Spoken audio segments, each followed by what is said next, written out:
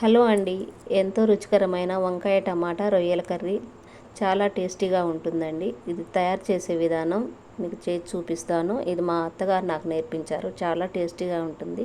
ఇది పాతకాలం నాటి వంట అండి.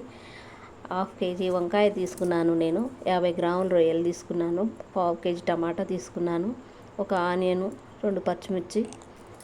ఇప్పుడు రొయ్యలు దోరగా వేయించి శుభ్రంగా కడిగి తీసి పక్కన పెట్టుకున్నాను. కట్ చేసిన వంకాయని సాల్ట్ వాటర్లో వేసుకున్నాను.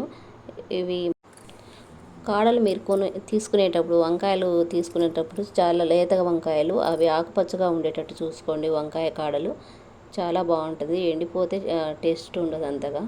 ఆ వంకాయ కాడల్లోనే తెలిసిపోతుంది లేతయా కాదా అని. ఇప్పుడు నేను కళాయిలో ఆయిల్ వేసి దోరగా వేయించి వంకాయలు పక్కన పెట్టుకున్నానండి. సిమ్లో వేయించుకున్నాను. లేత వంకాయలు కాబట్టి నాకు త్వరగానే మగ్గిపోయాయి.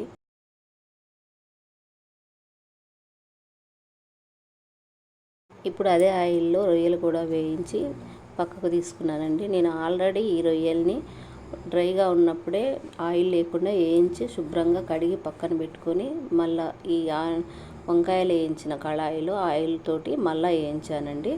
ఈ తీసి పక్కన పెట్టుకున్న తర్వాత మళ్ళీ కళాయిలో ఆయిల్ వేసుకొని జీలకర్ర కొంచెం, ఆనియన్స్, పచ్చిమిర్చి వేసి వేయించానండి. స్టవ్ సిమ్లో పెట్టుకొని ఉప్పు, పసుపు వేసి మగ్గనివ్వండి.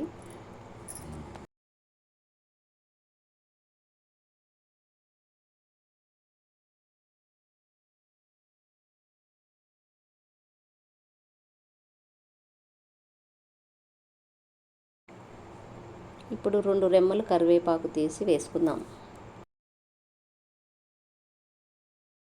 చింతపండు రసం తీసి పక్కన పెట్టుకుందాం. ఇప్పుడు టమాటా పూర్తిగా మగ్గిపోయింది. ఇప్పుడు అల్లం పేస్ట్ వేసి ఒక స్పూను, ఒక 2 మినిట్స్ మగ్గనిద్దాం పచ్చివాసన పోయే వరకు. ఇప్పుడు చింతపండు రసం కలుపుకోండి. మీకు పులుపు సరిపోయేంత కలుపుకోండి. నేనైతే కొంచెమే తీసుకున్నాను చింతపండు. చిటికెడు మెంతిపిండి వేశాను, 2 టేబుల్ స్పూన్లు కారం. ఇప్పుడు సిమ్లో పెట్టుకొని మగ్గబెట్టుకోవటం వల్ల మనకు టమాటా, ఆనియన్ రోస్ట్ చిక్కగా వచ్చింది.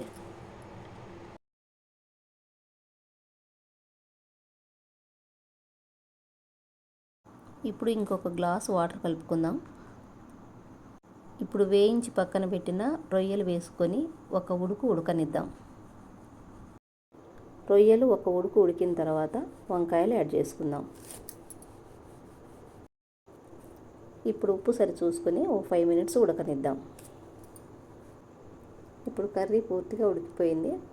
చాలా బాగా వచ్చింది. ధనియా పొడి చల్లుకొని కొంచెం నేను కరివేపాకు మళ్ళీ చల్లుకున్నాను, కొత్తిమీర వేశాను. చాలా బాగా వచ్చింది. కర్రీ కంప్లీట్ అయింది. ఇది ఒక 4 అవర్స్ అట్లా పక్కన పెట్టుకొని తర్వాత తింటే చాలా టేస్టీగా ఉంటుంది. వంకాయ అందులో మంచిగా ఆ ఫ్లేవర్ అంతా బట్టి చాలా టేస్టీగా ఉంటుంది. మీరు ఒకసారి ట్రై చేయండి, చాలా టేస్టీగా ఉంటుంది.